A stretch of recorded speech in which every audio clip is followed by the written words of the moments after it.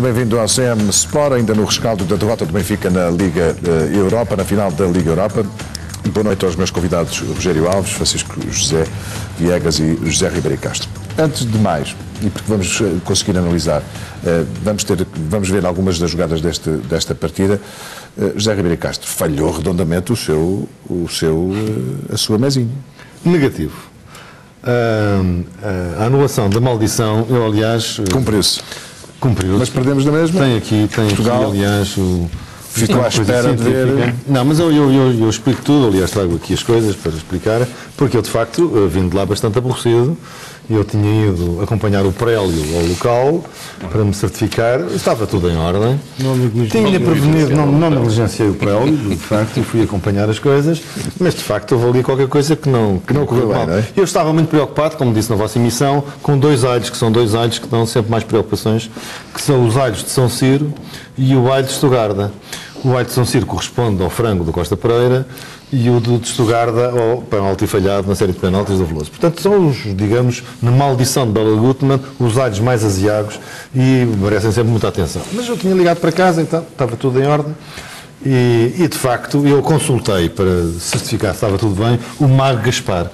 O Mago Gaspar é uma pessoa muito credenciada, acreditado junto da Federação, da Liga, da UEFA e da FIFA, é muito respeitado na Europa e é um consultor, aliás, do Comebol, da CONCACAF, não nos Estados Unidos e no Canadá, mas na zona das Caraíbas tem muito respeito dos voodoos, tem imenso respeito pelo Mago Gaspar e também na Confederação Africana de Futebol e é uma pessoa especialista nestas coisas então, e tem, de facto, a especialidade. Bom, e ele examinou, viu que os alhos estava tudo bem, perguntou-me pelo princípio de Cinderela, o efeito de Cinderela, e eu tinha pensado nisto, que eu não expliquei, portanto usa-se por causa do efeito Cinderela, é que no fim do tempo, a anulação da maldição é para o tempo do jogo, portanto se houvesse prolongamento tinha que se fazer uma extensão das maturidades, que é a especialidade do Mago Gaspar, é a extensão das maturidades. Que é uma coisa que se usa muito hoje na linguagem financeira, mas tem de facto origem nestas questões. E portanto aí o segredo é, quando é o prolongamento, duas borrifadelas com o expressor de balsâmico, precisa de que ir aí. Portanto aquilo só servia para 90 minutos, é isso? Pode tempo regulamentar. E ele depois perguntou-me, então, mas como é que foi? Eu fui os descontos. Epá, e o tipo dá uma descasca de todo tamanho. Porquê? Porque no tempo do Bela Gutmann não havia esta coisa dos descontos. Ou seja, o efeito Cinderela produz... Vocês tiveram um célebre desconto no jogo arbitrado, no célebre jogo do Irmigante do Inocêncio Calabote. Mas isso é uma lenda. É uma lenda viva. Isso ainda é pior que os bochedos. E, portanto, não havia esta coisa dos descontos. Não é? E, portanto... traz automaticamente aos 45 minutos a primeira parte, aos 90 minutos, portanto 45 minutos a segunda, o efeito Cinderela produz e, portanto, reproduz a maldição do Bela Gutmann. Por uma inadvertência minha, e essa é a minha responsabilidade, por uma inadvertência minha, que o professor o Mago Gaspar me deu uma saravana de todo tamanho, o Benfica jogou completamente desprotegido, 1 minuto no final da primeira parte e 3 minutos no final dos 90 minutos. E, de facto, a prova vê-se porque, quer dizer, a maldição estava anulada, o Benfica fez um jogo fabuloso, podia ter ganho. Se não tivessem anulado o gol do Cardoso, tínhamos ganho aquilo. E há dois lances, recordo, que provam isso. Não é? Olha, a bola na trave do Lampard aos 88 minutos. O Benfica estava protegido. Aquilo, se fosse aos 91, pá, era golo. Aos 88, não era nada, porque a maldição estava anulada. Mas depois dos 90 minutos, nos últimos segundos do jogo, depois já do 2-1, o Cardoso podia quase ter marcado. Azar. Aos 94 minutos, não estava a extensão da maturidade, se fosse dentro dos 90, não tinha aspergido. Exatamente.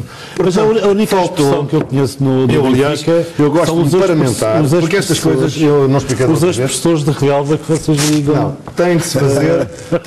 Portanto, o que o Mago Gaspar recomenda para a próxima, não é verdade? Portanto, não esquecer do efeito Cinderela, portanto, e que é preciso uma borrifadela em cada período de descontos.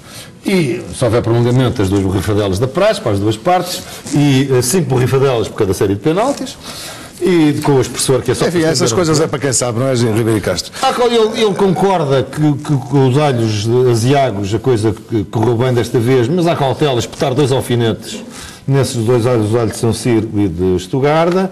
Bom, para a próxima vez, claro, tem que ser 7 alhos e não 6, porque agora ficou a ser mais uma final amaldiçoada. E achou bem também uma sugestão que, à chegada de Amsterdão, um sócio ali na zona do Poço d'Água sugeriu que tínhamos que fazer uma estátua ao Bela Gutmann. Ele também lhe pareceu bem. Porque isso até pode ser um objeto de culto, como ali a estátua do Dr. Sousa de Martins, ali do Campo Santana, e portanto... Bem, só se fosse a estátua do Bela Gutmann, mas no Porto. No Porto, acho que sim. Mostrou-me aqui uma fórmula. Não, isso é só para ver. Eu não percebo bem as contas. Forma absolutamente Não percebo bem as contas do Mago Gaspar, mas enquanto eu estava a fazer a análise e o estudo, é uma fórmula complicada. Eu mostro ali para a cama para verem que isto é uma coisa científica e com absoluto rigor matemático. Não sei se podem ver. Eu não consigo perceber bem as contas, mas percebe-se que estão aqui os resultados. 3-2 é o resultado de Berna contra o Barcelona, 5-3 é o resultado de Amsterdão contra o Real Madrid, 1-2 foi a final do Wembley contra. Percebe-se que está aqui o jogo, depois há aqui uma raiz quadrada de 6, que eram 6 finais perdidas, depois havia uma nova à sexta. Quer dizer, há aqui uma conta para calcular... Ou seja, há uma lógica nisto então, não é? Não, ele tem de facto, o Mago Gaspar é uma pessoa muito competente. É culta. E como lhe disse... É curioso que quem marcou o primeiro gol do Chelsea é o número 9 e quem marcou o segundo é o número 2. É mais uma coincidência. 92, estava previsto. E depois dá 92. Mas, portanto, agora falando mais a sério. A imprensa, quando titulou A Maldição dos Descontos, está certo, teve um instinto empiricamente de que, de agora facto, falando um bocadinho mais a sério, não tinha havido a extensão das maturidades. E foi esse o problema. Agora um bocadinho mais a sério, Ribeiro Castro foi ver o jogo à Holanda. Pode dizer-se que o Benfica jogou bem, mas falhou na fase decisiva do jogo, que é sempre os momentos de desconcentração que surgem, e aí o Chelsea mostrou mais experiência, a meu ver. Como é que viu o jogo? Olha, foi um jogo fabuloso, foi um grande jogo de futebol, um ambiente fabuloso. Eu estava num dos topos da baliza, atrás de uma das balizas, com uma claque do Benfica, que teve, os adeptos do Benfica tiveram um comportamento notável, não é? E portanto com uma alegria, um entusiasmo emocionantes do princípio até ao fim. E portanto foi um grande espetáculo, uma grande festa. E os benfiquistas, pesa a tristeza, obviamente, da grande desilusão, mas saíram com um grande orgulho na sua equipa e testemunharam no final, estando ali a aplaudir os jogadores, que enfim também estavam tão desolados quanto nós, ou mais. O Benfica fez uma grande partida de futebol, dominou completamente a primeira parte. Deu-se mesmo aquilo que se chama um show de bola, não é? Em algumas fases da primeira parte, reduziu o Chelsea, enfim, quase à insignificância. Não houve assim lances espetaculares de golo na primeira parte, mas podia ter tido um ou outro lance, poderiam ter resultado em golo. Na segunda parte, o Chelsea esteve melhor do que na primeira, manifestamente, e portanto equilibrou o jogo. Mostrou a qualidade, enfim, a sua defesa tinha um setor sólido. O Torres foi sempre uma preocupação, assim como o Ramírez. Foram os dois atacantes e um médio mais perigosos, muito rápido. O Torres fez, aliás, o primeiro golo. Mas, enfim, o jogo foi taco a taco. Portanto, eu creio que no conjunto, se houvesse um vencedor, merecia ter sido o Benfica, no conjunto das duas partes, ainda que, de facto, o Chelsea mostrou ser mais experiente. Não creio que fosse superior ao Benfica. Tiveram aquela bola na trave, mas o Cardoso também teve uma grande defesa do Arthur. Há uma grande defesa do Arthur, uma bola que faz sim, na primeira parte. Na primeira parte. Também é um remate do Lampard muito salvo erro, faz um arco muito traiçoeiro, e é uma defesa muito boa do Arthur. E eu creio que Jesus reage bem à infelicidade do golo, que se seguiu ao golo anulado ao Cardoso. A meu ver, enfim, é um lance discutível. Está de facto fora de jogo, é difícil de ver, mas está. Sim, o tal ombro, não é? A realização, lá não se apercebia, afinal estávamos, aliás, daqui a pouco podemos ver com mais precisão. Mas a realização, quando vim cá, quando cheguei, tive curiosidade de ver, a realização era muito má, não é?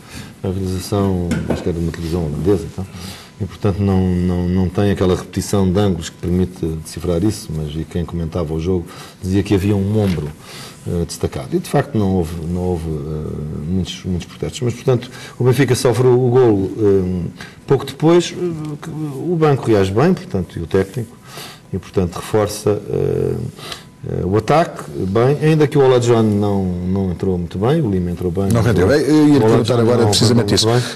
A questão aqui, o Benfica e depois teve a grande fez uma boa partida. Da inferioridade a que esteve o Garay, sempre física, e portanto havia sempre... Sim, depois foi substituído por quem falha na jogada do segundo golo. Sim, mas pronto, é um lance de bola parada. Uma infelicidade do central, um lance de bola parada, mas o Benfica tem a obrigação de não se desconcentrar nas bolas paradas, principalmente nas bolas paradas. Deixa-me fazer-lhe uma pergunta. Considera que Jorge Jesus, de algum modo, tem responsabilidade na derrota? Não, de forma nenhuma. Concorda com o Luís Filipe Vieira, portanto, que deve assinar por mais 4 épocas? Não só concordo com o que disse o Presidente Luís Filipe Vieira, como concordo com a forma como falou, e, portanto, deixa-me perguntar essa coisa, eu já disse, não é? E, portanto, eu repetiria hoje aquilo que já disse aqui no vosso programa, mais do que uma vez, portanto, obviamente se o Jesus não quisesse continuar, nada a fazer.